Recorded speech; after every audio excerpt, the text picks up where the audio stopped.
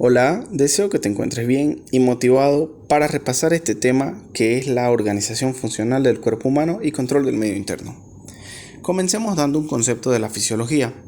Esta es la ciencia que pretende explicar los mecanismos físicos y químicos responsables del origen, desarrollo y progresión de la vida.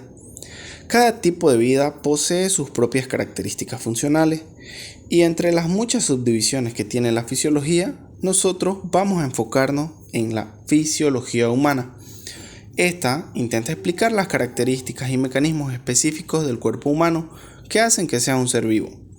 El hecho de mantenerse vivo es el resultado de complejos sistemas de control. Hablemos de la célula como unidades vivas del cuerpo. Para la fisiología, la célula es la unidad viva básica del cuerpo. Estas se unen mediante estructuras de soporte intercelular y el conglomerado de estas forman los órganos.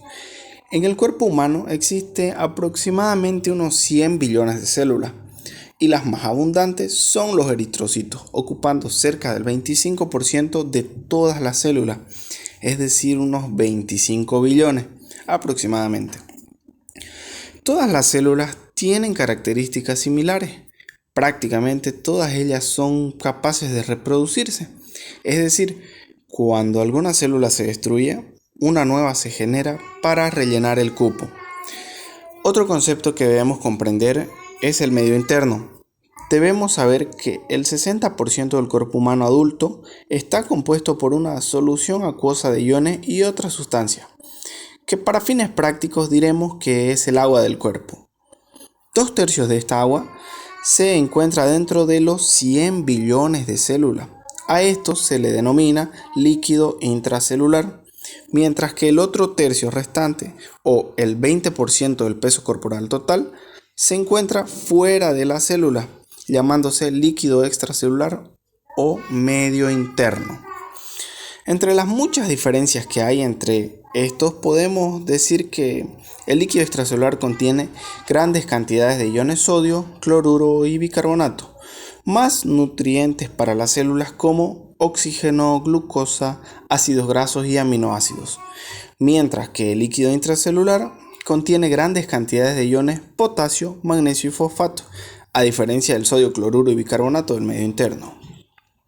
Otro concepto muy importante es el de homeostasis.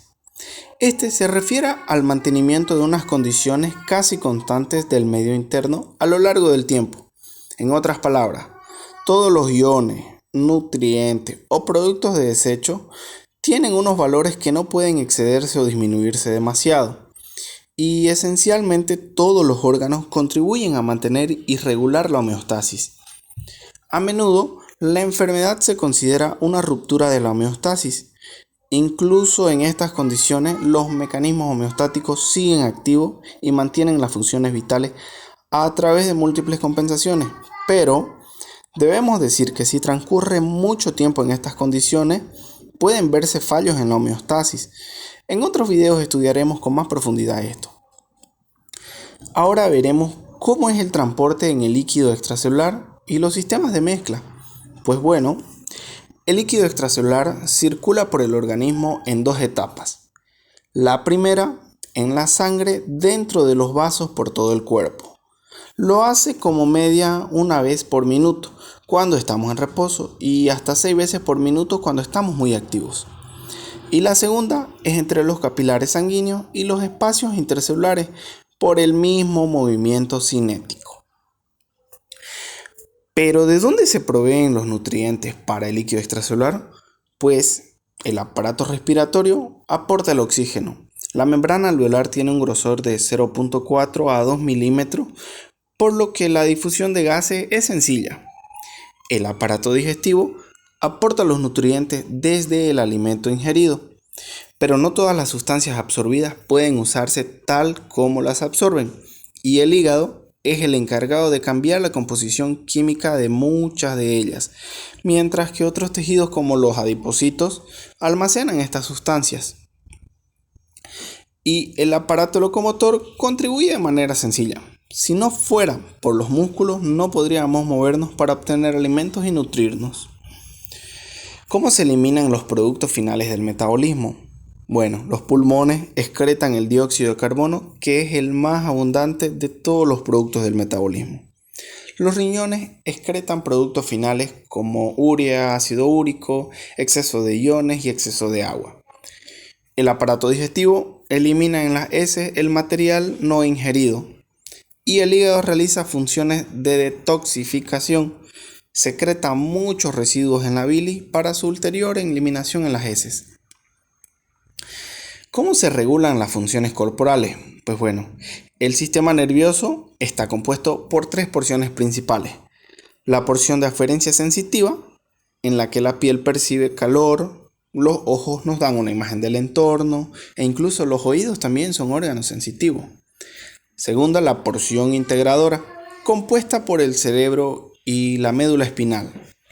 Esta porción almacena información, genera pensamiento, crea ambición y envía órdenes a la tercera porción eferente motora, que simplemente efectúa las órdenes del sujeto. Y los sistemas hormonales, que constan de 8 glándulas endocrinas mayores y varios órganos que segregan estos productos químicos, que los estudiaremos con más profundidad en otros capítulos. Ahora bien, teniendo todo esto, el cuerpo tiene que protegerse y es donde entra el sistema inmunitario.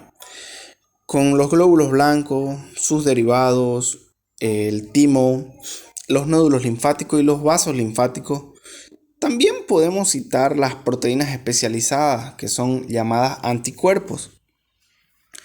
Y el sistema tegumentario, que lo conforman la piel, uñas, el pelo, entre otros, comprenden una barrera entre el medio corporal y el mundo exterior. Y la reproducción está entre preguntas porque la reproducción es parte de la homeostasis en el sentido que si no hubieran nuevos nacimientos de los humanos, se extinguirían, con lo que no habría más fisiología humana. Puede parecer un uso abusivo del término homeostasis, pero algunos consideran que sí es parte de la homeostasis. Sistemas de control del organismo. El cuerpo humano contiene miles de sistemas de control. El más intrincado es el control genético, que lo veremos más adelante. Pero por mencionar dos, veremos la regulación de las concentraciones de oxígeno y dióxido de carbono en el líquido extracelular y la regulación de la presión arterial. El primero, y referente al oxígeno, es regulado por la fusión amortiguadora de la hemoglobina. Esta es sensible a liberar oxígeno en lugares donde sus concentraciones son bajas y no liberarlo cuando las concentraciones son adecuadas. Mientras el dióxido de carbono es regulado por el centro respiratorio, que es excitado cuando la concentración de este, es decir, el dióxido de carbono, aumenta, aumentando la frecuencia respiratoria. Y la regulación de la presión arterial tiene varios sistemas que contribuyen a esta regulación. Uno de ellos es el sistema de vasoreceptores.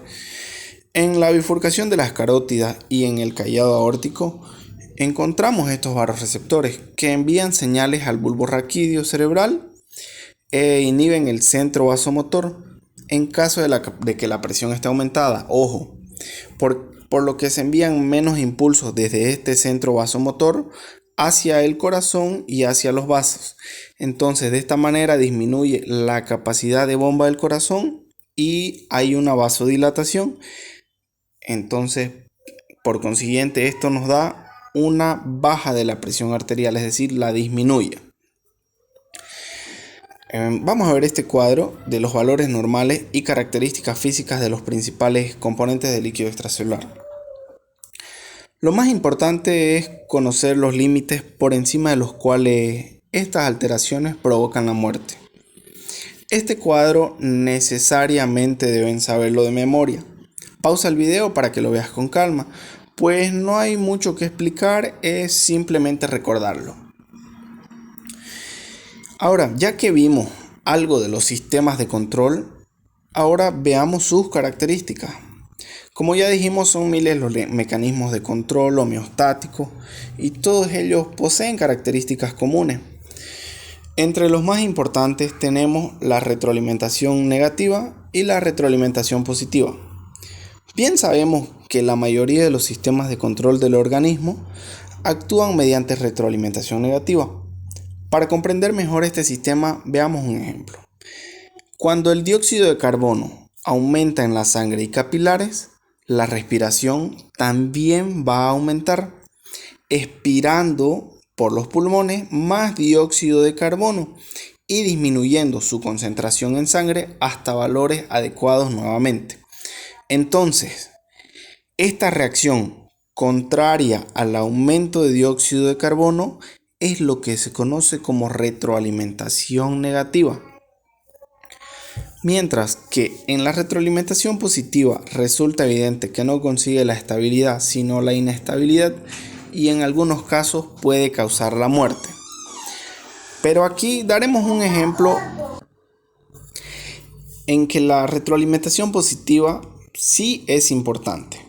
Veamos en el caso de una ruptura de un vaso sanguíneo, en el que existe pérdida de sangre y comienza a formarse un coágulo. Se activan muchas enzimas denominadas factores de coagulación y algunas enzimas de estas actúan sobre otras enzimas inactivadas que son adyacentes al lugar de la ruptura, con lo que se consigue que coagule aún más sangre. Es decir, se repite la misma acción del principio y esto es lo que se conoce como retroalimentación positiva. Algunos autores también lo denominan círculo vicioso por el mecanismo de que puede seguir y seguir. De todas maneras, en algún punto esto se tornará una retroalimentación negativa, pero esos son temas más complejos que en otros capítulos lo vamos a desglosar también.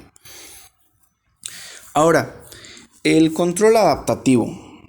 Cuando hablemos del sistema nervioso, veremos que contiene sistemas de retroalimentación simples, similares a los que acabamos de explicar. Hay algunos movimientos que son tan rápidos, aparte de esto, ¿no? Hay algunos movimientos que son tan rápidos que no hay tiempo para que las señales se desplacen desde la periferia del organismo hasta el cerebro y vuelvan nuevamente a la periferia del organismo para controlar el movimiento, por lo que el cerebro en este caso aplica un principio que se conoce como control anterógrado. Y en caso de necesitarse correcciones de este control anterógrado en los movimientos, se realizan gracias al control adaptativo que éste posee, que en cierto sentido, si lo vemos de fondo, es una retroalimentación negativa pero retardada. Y en resumidas cuentas, mientras se mantengan las condiciones normales en el medio interno, las células del organismo continuarán viviendo y funcionando correctamente. Cada célula se beneficia de la homeostasis y, a su vez, contribuye a su mantenimiento también. Y eso es todo para este video. Te deseo mucho éxito.